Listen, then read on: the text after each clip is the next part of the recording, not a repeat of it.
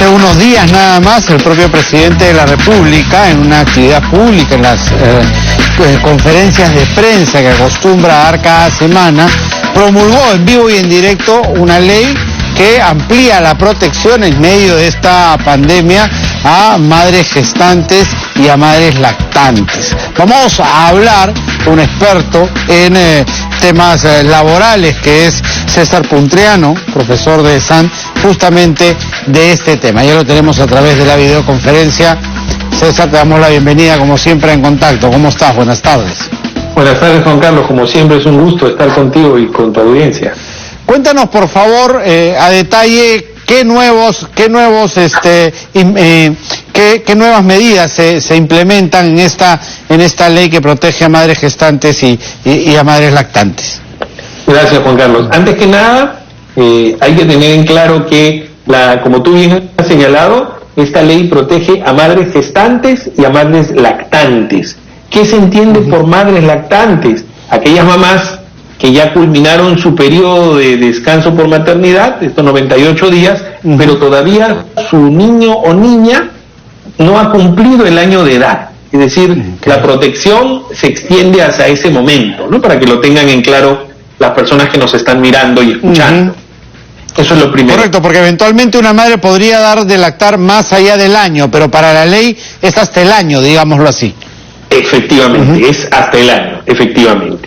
Ahora, para más allá del año te cuento que ya hay una protección o un beneficio para las mamás lactantes, que es el uso del lactario en la empresa. Eso lo pueden usar hasta que el niño cumpla los 2 años. Pero para esta ley, como tú bien has señalado, el término lactante es hasta el año de edad. Correcto. ¿Qué es lo que dice la norma? Que el empleador tiene que identificar respecto a estas mamás gestantes y lactantes si la labor que realizan las expone al contagio de COVID-19. Es decir, hay una tarea ahí para el empleador.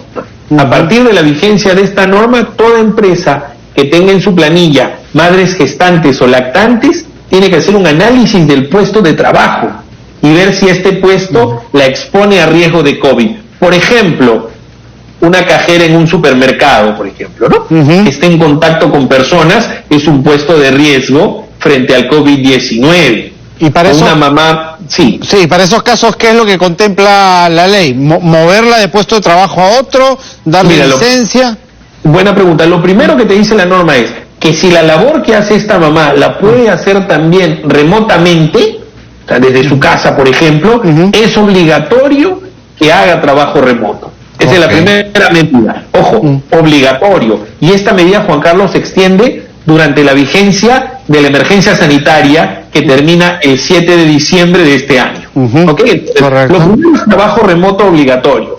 Si es que su puesto de trabajo no es compatible con el trabajo remoto, por ejemplo, como te decía, una cajera de supermercado no puede trabajar remotamente, la ley dice que le tienen que asignar otras labores similares.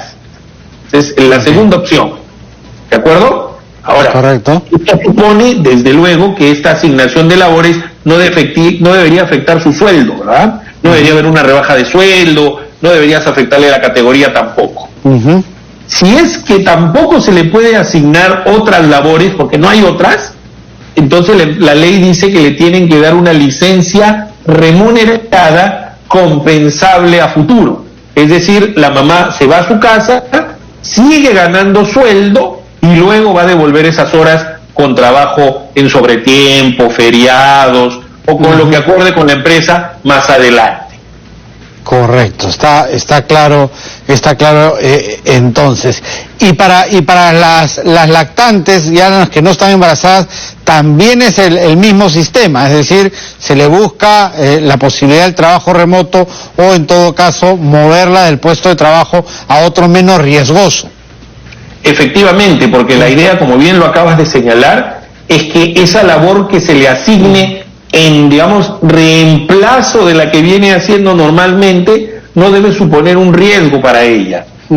Porque lo lógico es que si te estoy cambiando de funciones es para que no estés expuesta al contagio de COVID, ¿no? Efectivamente. La ley ya está promulgada, así que ya está en plena vigencia.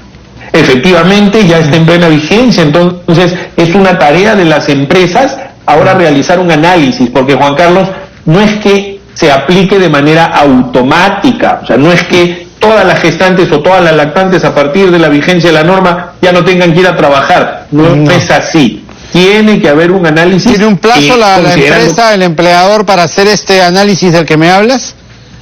La norma no te ha puesto plazo, yo creo que el plazo dependerá pues de lo razonable, del tipo de labor, de la cantidad de embarazadas o de lactantes que pueda tener una empresa en planilla. Entonces yo creo que debería ser cuanto antes, no para evitar cualquier tipo de contagio, porque si el empleador no cumple con la norma y la mamá se contagia, va a ser responsabilidad de la empresa, ello, ¿no? Cualquier tipo de denuncia que se tenga que hacer al respecto, si algún empleador no quisiera cumplir la norma o se extiende en este plazo del que me hablabas de evaluación, ¿dónde se puede hacer, César?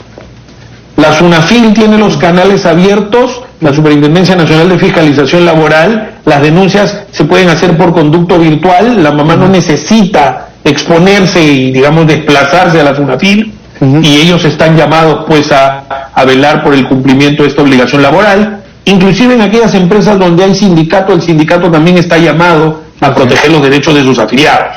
Entonces yo creo que es muy importante. Desde luego el consejo es no llegar a eso, ¿no?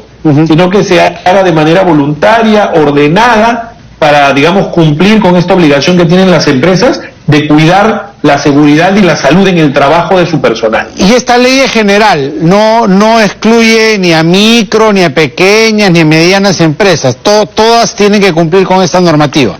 Efectivamente, no excluye ni a micro, ni a pequeña, ni a media empresa. Es aplicable para todos en la medida que estén en planilla, ¿no? Que tú sabes que eso también pues, bueno, es un problema en nuestro país, pero un pequeñito gran detalle.